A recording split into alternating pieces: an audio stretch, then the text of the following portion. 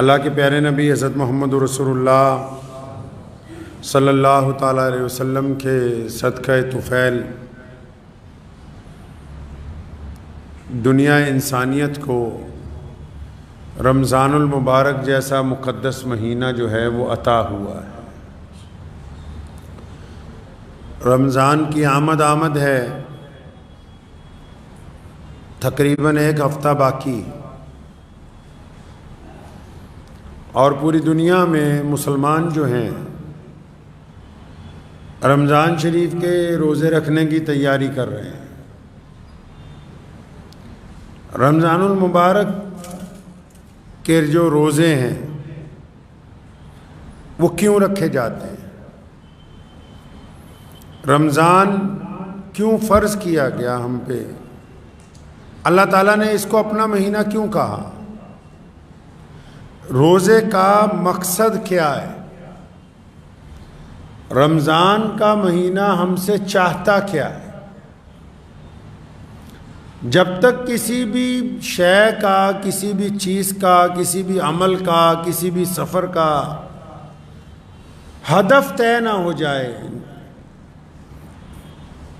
کہ اس ضرورت کے پیچھے مقصد کیا چھپا ہوا ہے، تو تب تک وہ ضرورت جو ہے وہ کامل نہیں ہوتی۔ روزہ رکھنا، صبح کو سحری کرنا، افطار کرنا، سارا دن بھوکے رہنا، پانی نہ پینا، تمام طرح کی کھانے پینے کی چیزوں سے دوری بنا کے رکھنا، یہ روزے کی ضرورت ہے، مقصد نہیں ہے۔ تو مقصد کیا ہے؟ بالکل ایسے سمجھ لیجئے کہ جیسے اب ہم لوگ سب مسجد میں آئے ہیں، پہلے صبح غسل کیا، پھر وضو کیا، پاک کپڑے پہنے، عطر لگایا، خوشبو لگائی، مسجد والوں نے بھی مسجد کو خوب اچھی طرح سجایا، سنوارا، بہترین قالین بچھائے گئے اور تمام تیاریاں کی گئیں، ہوا پانی کا انتظام کیا گیا۔ تو یہ ہماری ضرورت، یہ تو ہماری ضرورت ہے، ہمارا مقصد تو نہیں ہے، کیونکہ نماز کے لیے یہ چیزیں ضروری۔ اچھا، جب تک کسی چیز کا مقصد نہ پتا ہو، بلا مقصد تو انسان کوئی کام نہیں کرتا، بلا مقصد تو کوئی بازار میں کسی دکان پر نہیں جاتا۔ جو لوگ بنا مقصد بازار میں ادھر ادھر پھرتے ہیں ان کو آوارہ کہا جاتا ہے، ان کو نٹھلے کہتے ہیں، بیکار لوگ کہتے ہیں، ان کا تو کوئی مقصد نہیں، یہ تو نٹھلے گھوم رہے ہیں، آوارہ لوگ ہیں۔ اور اگر کوئی بوجھ اٹھا کے جا رہا ہو، کوئی سامان خریدنے جا رہا ہو، کوئی چیزوں کا لین دین کرنے جا رہا ہو، کوئی گھر کی ضروریات لینے کے لیے جا رہا ہو، کوئی کاروبار کے لیے جا رہا ہو، تو بندہ کہتا ہے یہ اپنے مقصد کے لیے جا رہا ہے، یہ مزدوری کر رہا ہے، یہ دکانداری کر رہا ہے، یہ کاروبار کر رہا ہے، اس کا مقصد ہے کیا؟ یہ حلال رزق کی تلاش میں پیسے کما رہا ہے۔ اسی طرح رمضان کا بھی کوئی مقصد ہوگا، آخر یہ روزے فرض کر دیے گئے، کیوں فرض کر دیے گئے؟ اللہ تعالیٰ ہمیں کیوں کہتا ہے کہ تم صبح سے لے کے شام تک بھوکے رہو، پانی مت پیو، کچھ کھاؤ نہیں، کچھ پیو نہیں، اپنے پیٹ کو خالی رکھو، حلق سے نیچے پانی کا ایک قطرہ بھی نہ اترے۔ اور پھر ایک آدھے دن کی بات نہیں ہے، ایک دو دن کی بات نہیں ہے، پورا ایک مہینے کے لیے حکم ہے کہ یکم رمضان سے لے کے 30 یا 29 رمضان تک لگاتار روزانہ سحری سے لے کے افطار تک کچھ نہیں کھانا، کچھ نہیں پینا۔ تو بھائی یہ بھوکا کیوں رکھوا رہے ہو ہمیں؟ کیا وجہ کیا ہے بھوکا رہنے کی؟ کئی مسلمان غیر مسلموں کو بتاتے ہوئے خوش ہوتے ہیں کہ دیکھو جی ہم تو روزے میں پانی تک نہیں پیتے، ہم نے تو جون جولائی کے روزہ کیونکہ ہر سال 10 دن آگے چلتا ہے نا، چاند 29 کا جب نکلتا ہے 10 مہینے میں، تو انگریزی سال میں اور ہمارے سال میں 10 دن کا فرق پڑ جاتا ہے۔ جو لوگ آج 40-42 سال کے ہیں، جب وہ بچپن میں ہوں گے میری طرح اس وقت روزے جون جولائی کے اندر تھے، مئی کے اندر تھے. جب بالکل جوان ہوئے تو روزے جنوری دسمبر میں آئے. اب دوبارہ رمضان شریف دوبارہ سردیوں کی طرف جا رہا ہے تو دوستوں کو بتاتے ہیں غیر مسلم دوستوں کو کہ جی وہ بھی حیرت سے پوچھتے ہیں بھی صبح سے لے کے شام تک کچھ کھایا پیا نہیں؟ کچھ نہیں کھانا پینا؟ ہاں جی بالکل کچھ کھانا. صبح سے لے کے شام تک بھوکے رہنا کوئی کمال کی بات نہیں ہے. جن کو روٹی نہیں ملتی 4-4 دن وہ بھی تو بھوکے رہتے ہیں. ریگستان میں جہاں پانی ایک ہفتے میں صرف ایک ٹینکر جاتا ہے وہ بھی تو 10 گھنٹے بعد ایک گلاس کا پانی پیتے ہیں. تو پھر رمضان میں اور پھر عام بھوکے رہنے میں فرق کیا ہے؟ روزے کا کیا مطلب ہے؟ اچھا اصل میں ہم لوگ کیا ہوا پورے بھارت میں جو مسلمان ہیں، کیونکہ ہم لوگ فتوے والے مسلمان ہو گئے بھائی، معافی کے ساتھ کہتا ہوں. ہمیں تو بھائی چھوٹی چھوٹی باتوں پر فتویٰ چاہیے. اچھا مطلب اسلام کا مقصد تو کہتے جی گم ہو گیا. اگر ہم کسی سے پوچھ لیں بھی روزہ کیوں رکھنا ہے، پتہ ہی نہیں روزہ رکھنا کیوں ہے. آپ بتاؤ روزہ کیوں رکھنا ہے؟ پتہ ہے کچھ؟ آپ کے دل میں کیا ہے کہ روزہ کیوں رکھتے ہیں؟ کچھ آئیڈیا؟ رسول اللہ صلی اللہ علیہ وسلم کی سنت کو ادا کرتے ہیں. آپ کے دل میں کیا ہے روزہ کیوں رکھتے ہیں؟ کچھ دل میں ہوگا نا. کیا ہے دل میں؟ رسول اللہ کی سنت. آپ کے دل میں کیا ہے جی؟ اللہ راضی ہو جائے. آپ بتاؤ آپ کیوں رکھتے ہیں جی؟ پرہیزگاری ہو جائے. دو غلطیاں اکثر ذکر ہوتا ہے ان باتوں کا. 2 غلطیاں بھارت کے مسلمانوں نے کی ہیں. پہلی غلطی قرآن پاک کو ترجمے کے ساتھ پڑھنا بند کیا، اس کی جگہ صرف ناظرہ پڑھنے کو ہی قرار دیا کہ بس صبح شام دوپہر ناظرہ پڑھنا ثواب ہے، اچھی بات ہے، واجب ہے، ضروری ہے، لیکن ناظرے کے ساتھ اس کا ترجمہ سیکھنا فرض ہے، اس کے ترجمے پر عمل کرنا فرض عین ہے، اس کی تفسیر کو سمجھنا ضروری ہے. جب تک قرآن نہیں سمجھا جائے گا نہ نماز سمجھی جا سکتی ہے، نہ روزہ سمجھا جا سکتا ہے، نہ حج سمجھا جا سکتا ہے، نہ زکوٰۃ سمجھی جا سکتی ہے، نہ جہاد سمجھا جا سکتا ہے، نہ رواداری سمجھی جا سکتی ہے، نہ اخلاق سمجھ آ سکتا ہے، نہ کردار سمجھ آ سکتا ہے جب تک قرآن کو نہیں سمجھیں گے مسلمان. میں کہے نہیں ابا جی کا انتقال ہو گیا جی مولوی صاحب آؤ جی ختم کر دو. لو جی کر دیتے ختم. ہمیں کیا 500 روپے دو ختم ہو جائے گا. رمضان آ گیا شور مچا ہوا ہے. رنگ کر لیں، نئے کپڑے، گھر کے اندر نیا فرنیچر، نئے قالین، نئے اے سی، نیا ساز و سامان، اپنی استطاعت کے مطابق بہترین گوشت، بہترین کھانے، راشن کی لمبی لمبی فہرستیں، طرح طرح کے شربت. یہ تو ساری ضرورتیں ہیں. ضرورتوں سے آپ کو کوئی انکار نہیں کر رہا کہ آپ ضرورتوں کا استعمال نہ کریں، لیکن ان ساری ضروریات کا مقصد کیا ہے، معنی کیا ہے، رمضان آپ سے چاہتا کیا ہے، اللہ آپ سے کیا چاہتے ہیں، محمد رسول اللہ نے کیا بتایا کہ روزہ کیوں رکھا جاتا ہے، روزے کا مطلب کیا ہے. اور جب تک مطلب نہیں پتا ہوگا تو پھر بھوکے رہنے کا کوئی فائدہ ہے نہیں. قرآن میں کہا اللہ نے کہ روزے تم پر فرض کر دیے، روزے تم پر فرض کر دیے. فرمایا جس طرح پہلی امتوں پر فرض کیے گئے تھے. یہ پہلی امتوں کا اس لیے ذکر کیا کہ تم یہ نہ سمجھو کہ ہم پہ بوجھ ڈال دیا. فرمایا تم پر فرض کر دیے جس طرح پہلی امتوں پر فرض کیے تھے. فرمایا کیونکہ تم متقی بن جاؤ. کیا بن جاؤ تم؟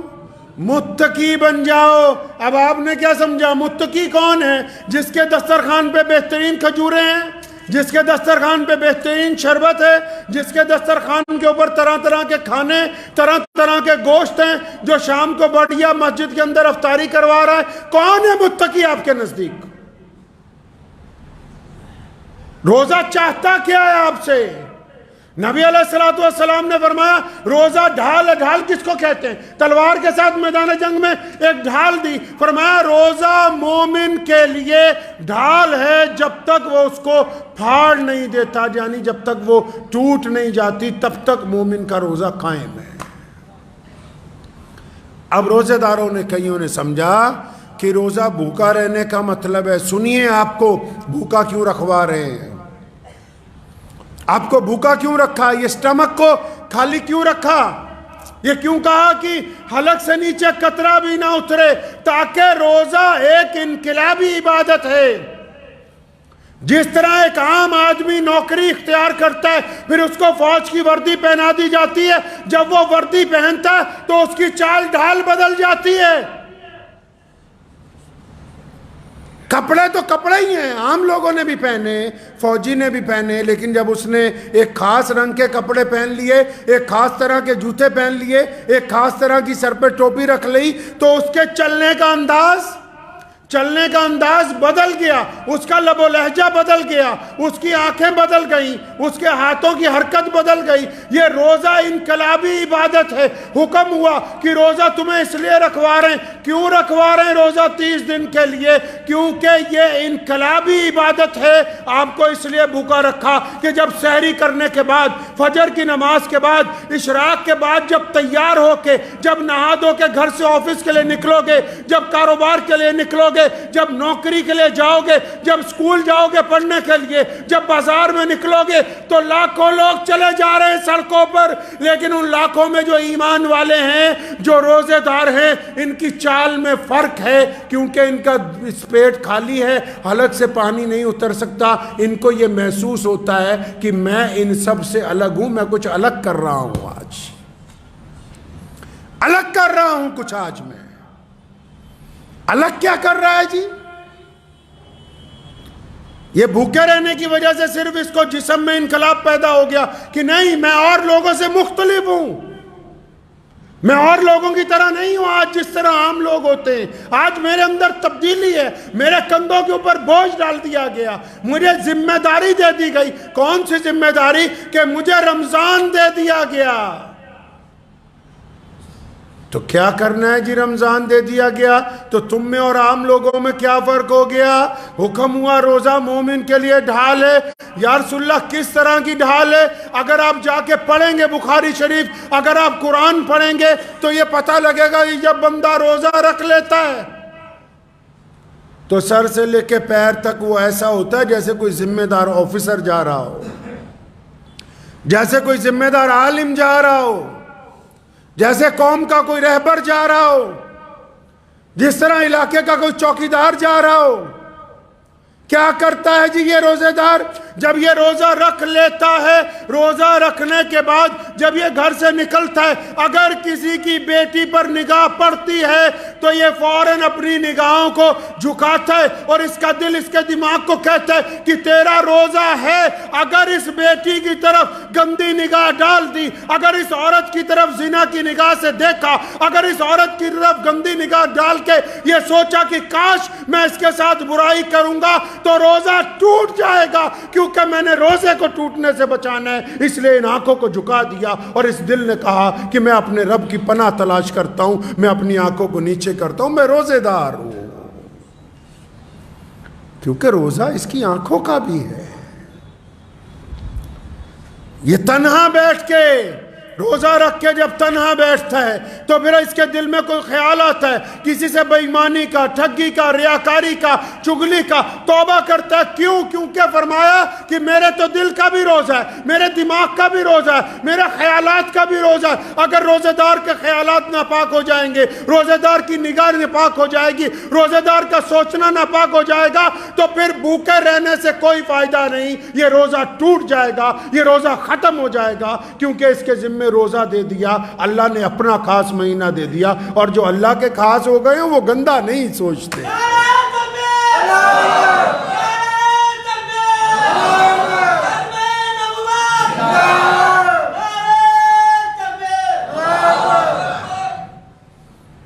یہ روزے دار جب آفس میں کام کے لیے بیٹھتا ہے یا دیہاڑی پہ جاتا ہے یا گھر میں ہوتا ہے تو پھر یہ ان ہاتھوں سے کوئی غلط کام نہیں کرتا، ان ہاتھوں سے غلط سودا نہیں تولتا، ان ہاتھوں سے رشوت نہیں لیتا، ان ہاتھوں سے رشوت دیتا نہیں ہے، ان ہاتھوں سے کسی کو مارتا نہیں ہے، ان ہاتھوں سے کسی کے ساتھ غلط کام نہیں کرتا، کیونکہ جب یہ ہاتھ اٹھاتا ہے کسی غلط کام کے لیے تو پھر اس کا دل اس کو بتاتا ہے، اس کا ذہن اس کو اپلائی کرتا ہے کہ عبد الرحمن تیرا روزہ ہے، اور روزے دار کے ہاتھ غلط کام کے لیے اٹھ نہیں سکتے، اگر ان ہاتھوں کو غلط کام کے لیے اٹھا دیا تو پھر روزہ جاتا رہا، پھر بھوکے رہنے سے کوئی فائدہ نہیں ہے۔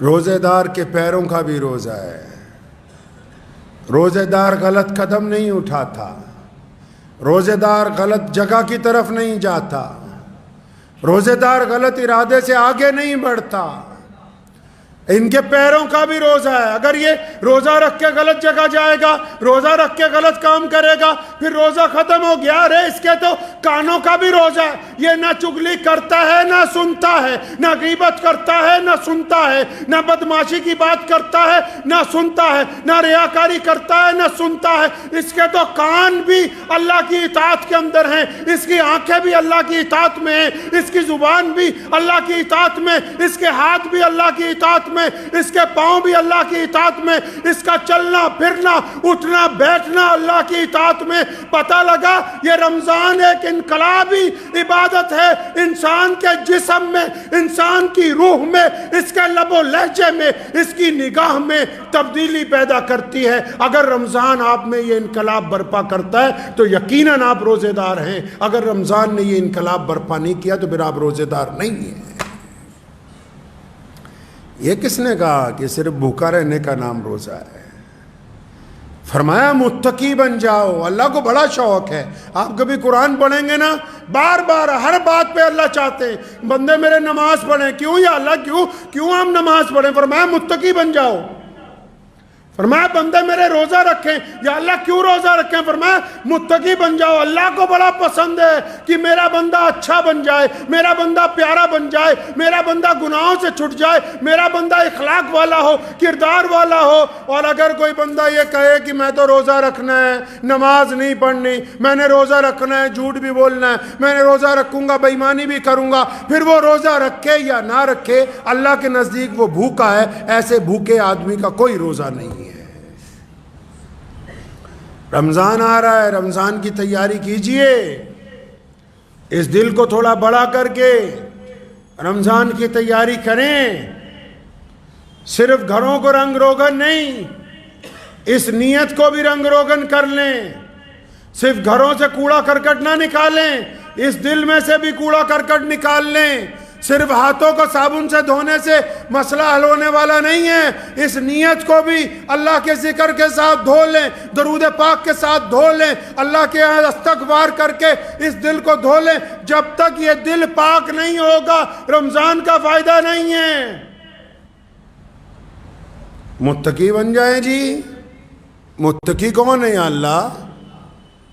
جو بہت اچھا ہو، خوبصورت ہو، افطاری بہت کراتا ہو، لوگوں سے ہنس ہنس کے ملتا ہو؟ نہیں، پہلے متقی وہ ہے جو اپنے ماں باپ کی خدمت کرتا ہو،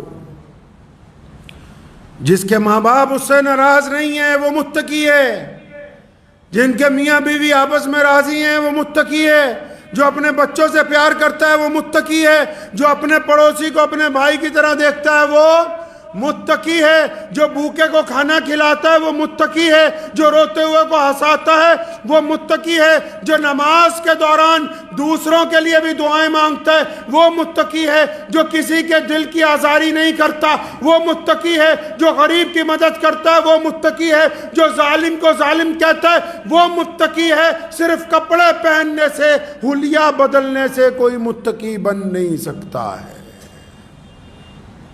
رمضان آ رہا ہے، دل کو ذرا کھول کے بڑا کر لیجئے، معافی مانگنے کا مادہ پیدا کریں، معافی مانگنے کا مادہ۔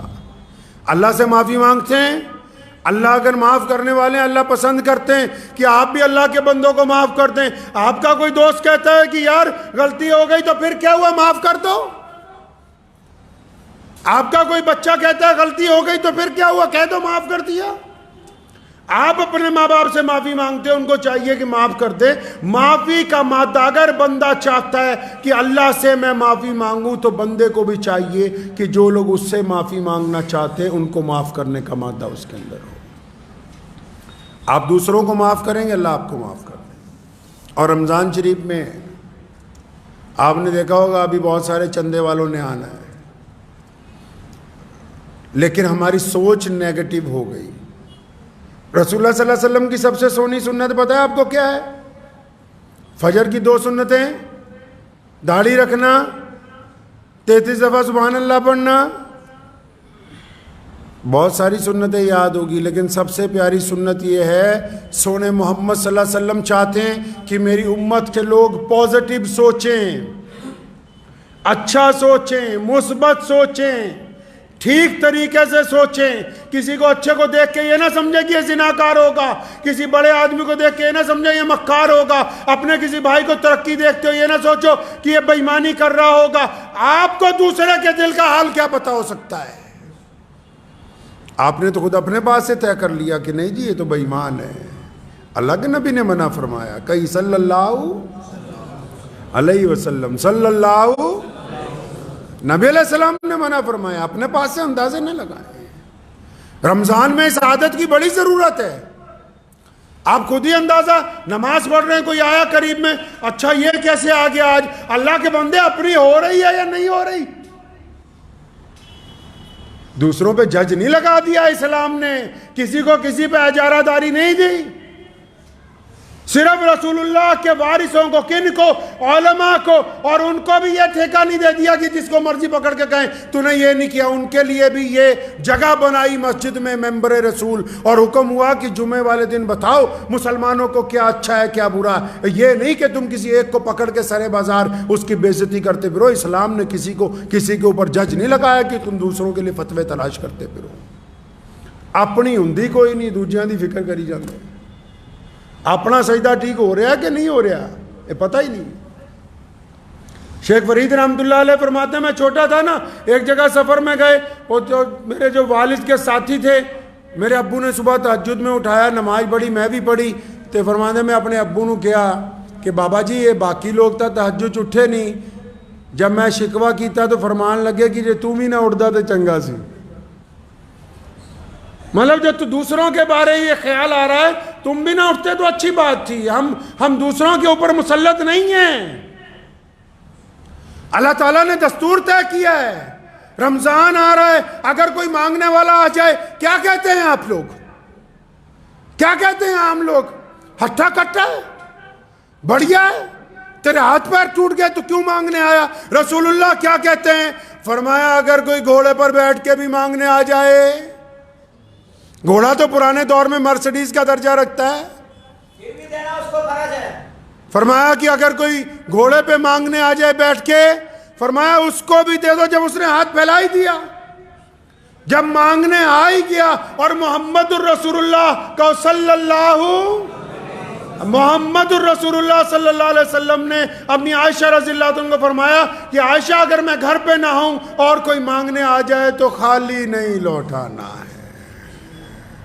میرے دادا حضرت مولانا مفتی محمد احمد لدھیانوی رحمۃ اللہ علیہ، مفتی اعظم پنجاب، فرمایا کرتے تھے، میں نے اپنے والد صاحب رحمۃ اللہ علیہ شیخ اسلام مولانا حبیب الرحمن لدھیانوی رحمۃ اللہ علیہ کو ساری زندگی دیکھا۔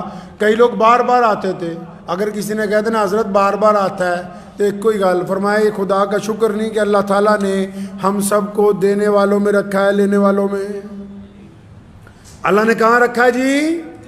دینے والوں میں رکھا ہے، لینے والوں میں نہیں رکھا۔ خدا کا شکر ادا کریں۔ رمضان میں، اور ویسے بھی ساری دنیا میں مسلمان سب سے زیادہ بانٹتے ہیں، رمضان میں پہلے اس بات کو دیکھ لیں کیا ہمارا پڑوسی تو نہیں بھوکا؟ چاہے پڑوسی کا مذہب کوئی بھی ہو، پڑوسی کا مذہب نہیں دیکھا جاتا، ذات برادری نہیں دیکھی جاتی۔ اگر پڑوسی غریب ہے، آپ مالدار ہیں، آپ بہترین چیزوں سے روزہ کھولتے ہیں، تو اس روزے کی افطار سے پہلے ضروری ہے کہ اس پڑوسی کے گھر میں کھانا بھجوایا جائے۔ اور اگر کوئی مانگنے آ جائے تو ضرور اگلے کی ضرورت کو جتنی ہماری ہمت ہے اتنا پورا کر کے بھیجیں. اور نبی علیہ السلام کا ایک خوبصورت واقعہ سنا کے بات ختم کرتا ہوں. بعض اوقات کوئی بندہ آتا ہے، وہ آپ کو کہتا ہے کچھ دے دو، تو جب آپ اس کو کچھ دے دیتے ہیں، خاص کر جو مالدار ہیں وہ سنیں، جب کچھ دے دیتے ہیں تو نعوذ باللہ وہ آگے سے شکوہ کرتا ہے کہ نہیں جی میں تو بہت سوچ کے آیا تھا، بہت زیادہ مال ملے گا، آپ نے تو اس کے مقابلے میں. تو ایسے ہی نبی علیہ السلام کے پاس ایک شخص آیا، اس کو جب دیا تو نعوذ باللہ اس نے ایسی بات کی کہ میں تو بہت زیادہ سوچ کے آیا تھا. عمر حضرت کو غصہ آیا، تلوار نکالنے لگے، فرمایا اس نے گستاخی کر دی. نبی علیہ السلام نے روکا، فرمایا عمر رک جاؤ. اس بندے کا ہاتھ پکڑا، گھر لے گئے. سیدنا بلال رضی اللہ عنہ کو بلایا، ابو ہریرہ کو بلایا، باہر سے اور سامان منگوایا، اتنا سامان منگوایا کہ 2 گٹریاں بھر گئی. اب اٹھ کے کہنے لگا یا رسول اللہ بس کریں، میں نے آپ سے زیادہ فیاض کسی کو نہیں دیکھا، یہ تو اتنا اٹھا کے بھی نہیں لے جا سکتا، میں اتنا زیادہ ہو گیا. فرمایا چل صحابہ میں جا کے کہہ، ان کی دل آزاری ہوئی ہے. صحابہ میں جا کے کہنے لگا میں نے اللہ کے نبی صلی اللہ علیہ وسلم سے فیاض کسی کو نہیں دیکھا. اور سارا سامان اٹھا کے جب چلا گیا تو قربان جاؤ، نبی علیہ السلام نے عمر سے فرمایا عمر آپ کی بات درست تھی کہ اس سے غلطی ہوئی، لیکن اگر تم اسے مار دیتے تو یہ جہنم میں جاتا. ہم نے اللہ کے فضل سے اس کی رائے کو تبدیل کر دیا، اللہ کے فضل سے اس کی رائے کو تبدیل کر دیا. محمد رسول اللہ نے قدم قدم پر امت کی رہنمائی فرمائی، جتنا دے دیا دے دو، نہیں ہے محبت سے معذرت کر دو، ہے تو پھر اس کو دے دے کے تھکا دو. لیکن محمد رسول اللہ نے ہمیں دینے والوں میں رہنے کا حکم دیا، لینے والوں میں نہیں شامل کیا. مسلمانوں کو مانگنے کی تربیت نہیں دی ہے.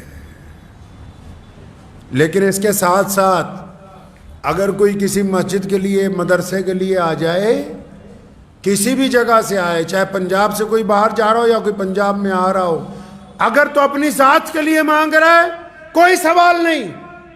نوٹ کر لیجئے میری بات دل کی تختی پہ، کوئی اپنی ذات کے لیے مانگ رہا ہے کہ میری بچی کی شادی ہے، میرے گھر میں مجبوری ہے، مجھے اپنے چائے جھوٹ بول کے مانگ رہا ہے. کوئی اپنی ذات کے لیے ہاتھ پھیلا رہا ہے کہ اللہ کے واسطے دو، پھر بنا سوال کے دو. لیکن اگر کسی مسجد کے نام پر، مدرسے کے نام پر جھوٹ بول رہا ہے تو پہلے اس علاقے کے کسی بڑے عالم کو پوچھو کہ یہ بندہ صحیح ہے یا غلط ہے، کیونکہ اللہ اور اس کے رسول کے نام پر جھوٹ برداشت نہیں کیا جا سکتا ہے. اس کا طریقہ یہی ہے کہ بس اس صوبے کے، جس صوبے سے وہ آ رہا ہے، وہاں کے بڑے علماء کو، کسی بھی مرکز کو فون کر کے اس کی فوٹو کھینچ کے پوچھیں کہ بھائی یہ بندہ آپ کے یہاں سے فلاں مسجد، فلاں مدرسے سے آیا. بالکل درست ہے، کیونکہ وہ امانت والا ہے، ہم اس کو نہیں دے رہے، ہم تو اس کے سپرد امانت کرنے لگے، اور ہم چاہتے ہیں کہ امانت اس جگہ پہنچ جائے جس جگہ کے لیے لی جا رہی ہے. لیکن اگر وہ اپنی ذات کے لیے، اکثر میں کئی لوگ جب جھوٹا چندہ کرتے ہوئے پکڑے گئے، کئی مدرسے والے، مسجد والے، تو میں نے ان سے گزارش کی، میں کہا اگر تو صرف اپنے لیے مانگتا تو تیرے سے پوچھ تاچھ نہ ہوتی. اپنے لیے اگر صرف مانگتا پھر نہ پوچھ تاچھ ہوتی، پھر تو ہم کہتے کہ چلو درست ہے. اس لیے اب رمضان آ رہا ہے تو اپنے ذہن کو پازیٹیو رکھنا ہے. کیا رکھنا ہے جی؟